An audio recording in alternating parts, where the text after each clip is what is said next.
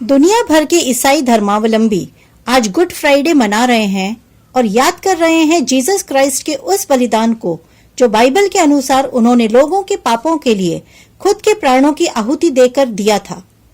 40 दिन के ईस्टर के व्रत भी इसी दिन खत्म होते हैं और गुड फ्राइडे के तीसरे दिन यानी संडे को ईस्टर का त्योहार मनाया जाता है, जो कि बाइबल के अनुसार उस दिन जीसस फिर से जिंदा हो गए थे। इसे रिसरेक्शन भी कहा जाता है।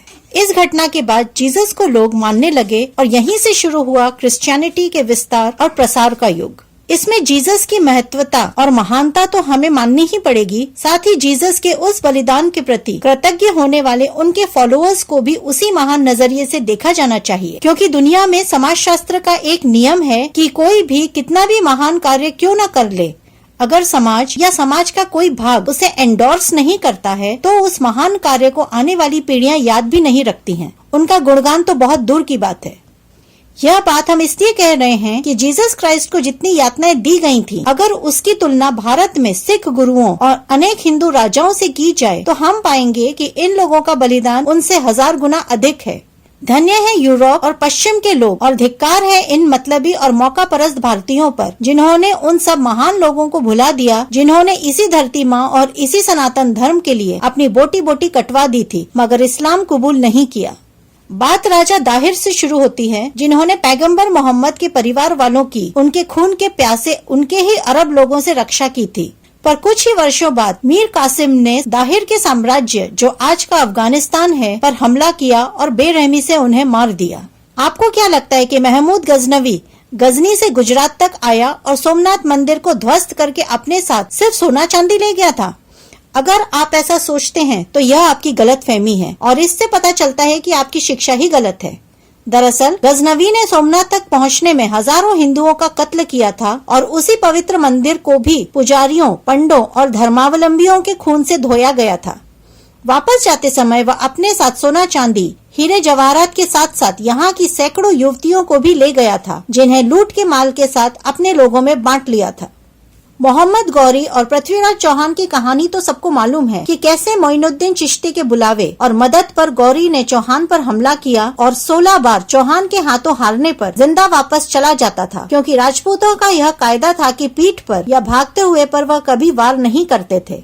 पर 17वीं बार जैसे ही गौरी को मौका लगा, उसने सबसे पहले पृथ्वीराज की आंखों में गरम सलाखें डालकर उन्हें अंधा कर दिया था।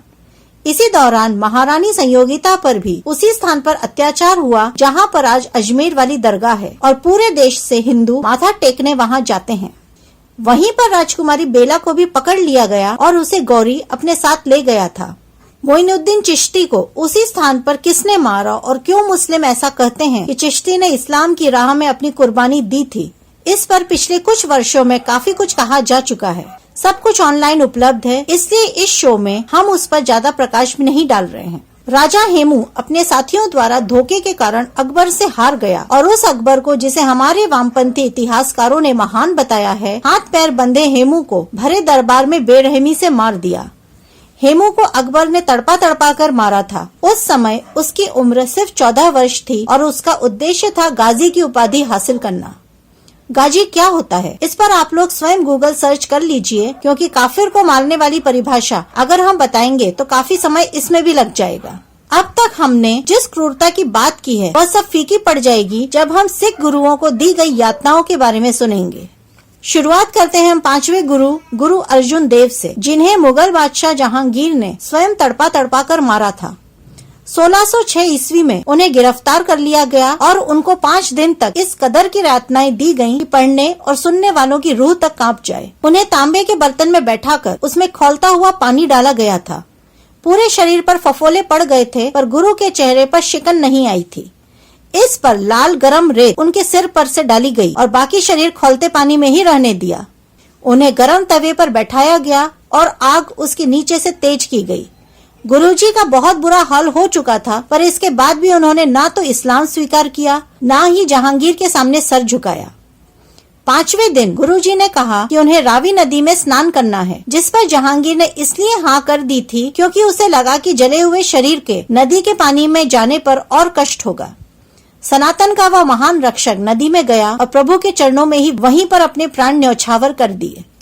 जो गुरु अर्जन देव के साथ जहांगीर ने 1606 ईस्वी में किया था, वही कार्य गुरु तेग बहादुर के साथ औरंगजेब ने 1675 में दिल्ली के चांदनी चौक में किया था। दरअसल औरंगजेब ने कश्मीरियों को इस्लाम अपनाने के लिए 1669 में आदेश दिया था और कहा था कि अगर वह इस्लाम नहीं अपनाएंगे तो उन्हें मार दिया जाएगा। इस पर वह गुरु तेग बहादुर से मिले और उनसे विनती की कि उन्हें बचाएं। इस पर 25 मई 1675 को गुरु तेग बहादुर ने औरंगजेब के सामने कश्मीरियों से यह शर्त रखवाई कि अगर गुरु ने इस्लाम कबूल कर लिया तो हम सारे कश्मीरी भी इस्लाम कबूल कर लेंगे। इसके बाद गुरु दिल्ली के लिए निकल पड़े। 27 जुलाई 1675 को नूर मोहम्मद खान ने उनको बंदी बना लिया और 9 नवंबर को काजी ने उनके साथी भाई दयाल दास को खौलते पानी में डलवा दिया और कहा कि यह सब गुरु तेग बहादुर के सामने ही होगा। 11 नवंबर को उनके एक और साथी भाई मतीदास के टुकड़े टुकड़े कर दिए और तीसरे भाई सतीदास को रुई में ही लपेटकर आग के हवाले कर दिया। 21 नवंबर को गुरु तेग बहादुर को भी शहीद कर दिया गया, पर अंतिम सांस तक उन्होंने इस्लाम कबूल नहीं किया और इस तरह से कश्मीर में सनातन की उन्होंने अपने प्राण देकर रक्षा की। इस शो में हमने आपको भारतीय इतिहास में सैक्रिफाइस यानी बलिदान की सिर्फ 6 घटनाओं के बारे में बताया है, पर हमारा इतिहास ऐसी घटनाओं से भरा पड़ा है।